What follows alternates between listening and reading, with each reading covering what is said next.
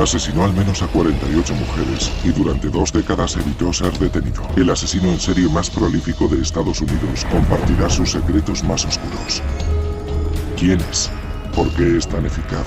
¿Y cómo logró salirse con la suya durante tanto tiempo? La historia del asesino de Green River. Kent, Washington. 15 de julio de 1982.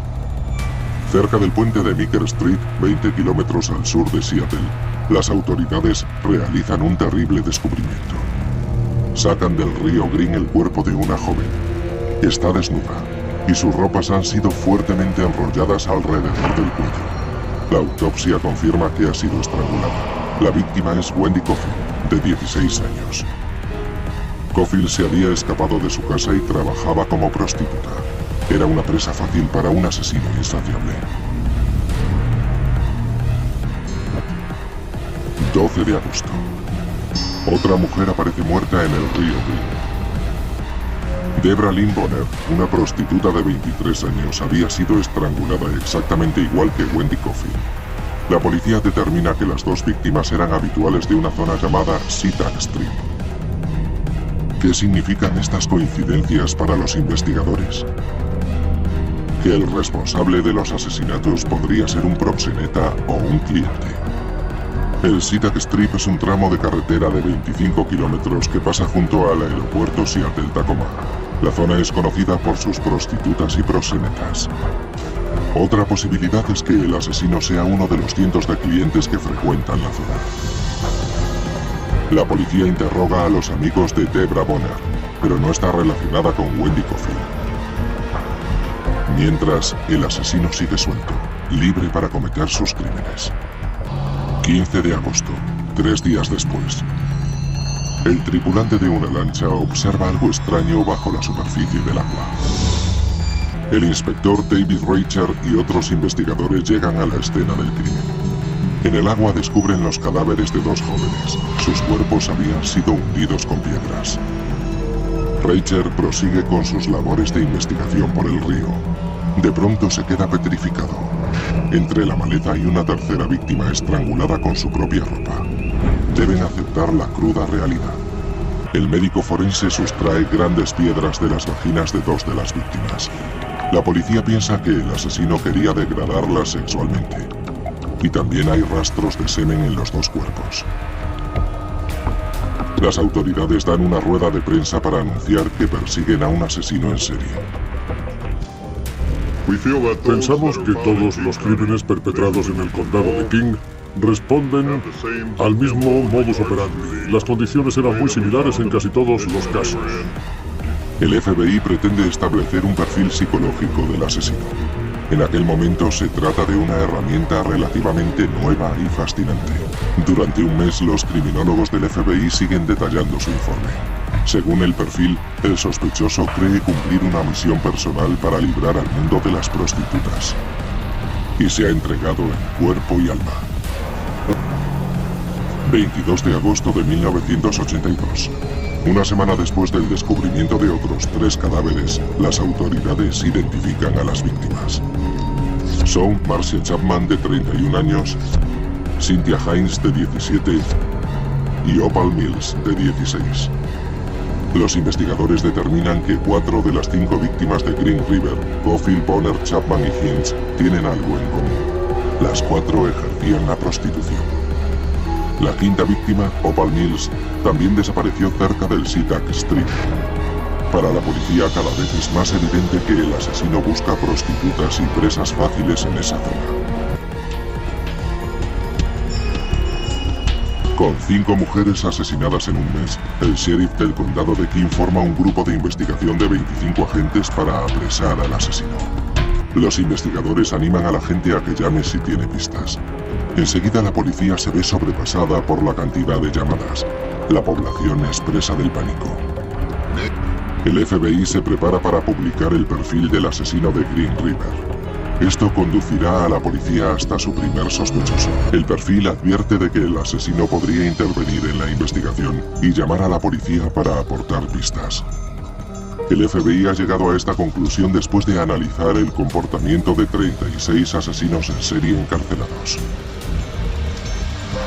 De acuerdo con la información aportada por el perfil, los inspectores empiezan a interesarse por un taxista de Seattle, Melvin Foster, que ha llamado en varias ocasiones. 20 de septiembre de 1982. La policía llama a Melvin Foster para interrogarle. Foster revela que conocía a las 5 víctimas de Green River. Afirma haber conocido a muchas mujeres conduciendo el taxi. Foster insiste en que es inocente cuando los inspectores le presionan. Pero no le cree. En la prueba del polígrafo, un agente le pregunta si ha matado a las mujeres encontradas en el río. Foster contesta que no, pero el test indica que ha mentido. La policía toma muestras de cabello y sangre del sospechoso para compararlas con las pruebas encontradas. Y lo ponen secretamente bajo vigilancia. 25 de septiembre, 5 días más tarde. Las autoridades recuperan otro cuerpo. Este se encuentra en el bosque, 3,5 kilómetros al sur del aeropuerto y lejos de los anteriores cadáveres. La sexta víctima es identificada como Giselle Lobro, una prostituta que trabajaba en el SeaTac Strip. Su autopsia revela que fue estrangulada 9 semanas antes de que se iniciara la vigilancia de Melvin Foster. Por tanto, sigue siendo el principal sospechoso. Pero Foster se percata de que está siendo vigilado y acude a los medios. Los inspectores siguen vigilando a Foster y no aparecen más cuerpos. Con los medios y la policía centrados en un único sospechoso, las prostitutas se sienten a salvo. Solo deben evitar a Foster. En diciembre de 1982, el inspector David Reicher y sus compañeros están convencidos de que Melvin Foster es el asesino, pero carecen de pruebas para detenerlo. La sangre, el pelo y las muestras tomadas a Foster no coinciden con las de la escena del crimen. A pesar de ello, el sheriff de King decide reducir el cuerpo operativo de Green River. ¿Por qué las autoridades reducen los recursos y los efectivos? Porque creen que el asesino de Green River ha dejado de matar. Después de varios meses no aparecen más cadáveres, pero la policía está desorientada. Siguen recibiendo notificaciones de personas desaparecidas, muchas de ellas son prostitutas. Y los asesinos en serie rara vez se detienen por voluntad propia. Mayo de 1983. Las autoridades descubren el cuerpo de una mujer estrangulada en el bosque, al este del aeropuerto. Más tarde, durante el verano y el otoño, descubren los restos de 7 mujeres más en el condado de King. Sin embargo, Melvin Foster había estado bajo vigilancia durante todo ese tiempo. Los inspectores se dan cuenta de que se han equivocado. El asesino de Green River sigue ahí fuera, y no es Melvin Foster. Enero de 1984. Un año después de la disolución de la primera unidad de investigación, el sheriff reúne a 43 inspectores de las fuerzas de policía locales y estatales y del FBI. Los agentes de incógnito empiezan a investigar y a detener a clientes de prostitutas, pero no progresan en la dirección correcta y no saben quién puede ser el asesino. En febrero, el reportero Mike Barber recibe una carta anónima de 2 páginas escrita a máquina. El mensaje habla de los asesinatos. Contiene datos que la policía ha guardado en secreto, como las piedras halladas en la vagina de 2 de las víctimas. Barber entrega la carta a los inspectores que la envían al FBI para que sea analizada. ¿Quién cree el FBI que escribió la carta? Alguien que no era el asesino. Por motivos desconocidos, un criminólogo del FBI determina que no hay relación entre la carta y el asesino. En consecuencia, se suspenden las investigaciones sobre la carta y el asesino incrementa su actividad. Febrero de 1984. Casi 2 años después del descubrimiento de la primera víctima, el número de asesinatos asciende a 16 y no hay signos de que el ritmo vaya a disminuir. Pronto los avances de la ciencia médica ayudarían a resolver el caso. Pero ¿cuánto tiempo pasará antes de que detengan al asesino? Una nueva ola de pánico se apodera del SeaTac Strip. Una prostituta habla a la policía de un cliente al que describe como distinto y peculiar. Dice que ha conseguido ver su carnet de identidad. Se llama Gary Ridgway. Los inspectores estudian el entorno de Ridgway y descubren que tiene antecedentes penales. Ridgway no parece encajar en el perfil del FBI. Ha estado casado 2 veces, tiene un hijo y lleva 13 años desempeñando el mismo trabajo. Sin embargo, la policía quiere hacerle unas preguntas.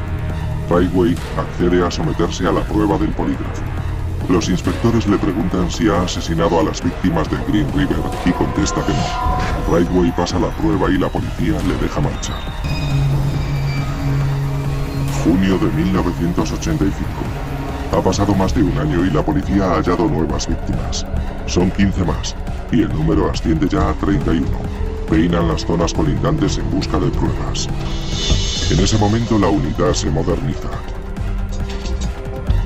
Para organizar todas las pruebas, instalan un sofisticado sistema informático con palabras clave. En septiembre de 1986, la investigación revela más información acerca de un viejo conocido, Gary Ridgway. Los investigadores descubren un informe realizado por la policía de Des Moines, Washington, 25 kilómetros al sur de Seattle. El informe, de 1983, identificaba a Ridgway como sospechoso de la desaparición de una prostituta de 18 años llamada Marie Malvar. Malvar fue vista por última vez en abril de 1983. Subía a una furgoneta en el SeaTac Street. El proxeneta de Malvar salió a buscarla y encontró la furgoneta aparcada frente a una casa cerca del Strip. La furgoneta estaba a nombre de Gary Ridgway. Días después, agentes de policía de Des Moines realizaron una visita a Gary Ridgway. Él negó haber recogido a Malvar y le dejaron tranquilo. ¿Por qué nadie reparó en la información relativa a Malvar? La policía de Des Moines no compartió sus averiguaciones con la unidad de Green River hasta pasados varios meses, y el informe se extravió.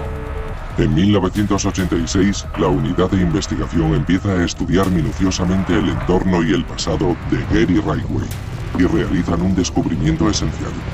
Las fechas en las que 27 de las víctimas desaparecieron coinciden con días que Ridgway se tomó libres en el trabajo, una fábrica de camiones. La policía sigue a Ridgway, que recorre el Strip vigilando a las prostitutas. 8 de abril de 1987. Los inspectores consiguen una orden para registrar a Ridgway y sus propiedades. Toman muestras de su cabello y saliva y registran su casa. La policía almacena la muestra de saliva. Son conscientes de que en un futuro la medicina forense podrá resolver el caso. Pero, ¿qué puede aportar una prueba de saliva? Podría demostrar que el ADN de Ridgway y el del asesino de Green River coinciden. Las muestras de semen recogidas en 3 de las víctimas también han sido almacenadas, pero el análisis de ADN está todavía poco desarrollado. La siguiente década transcurre con normalidad. La unidad de investigación se ve reducida a un solo inspector, Tom Jensen.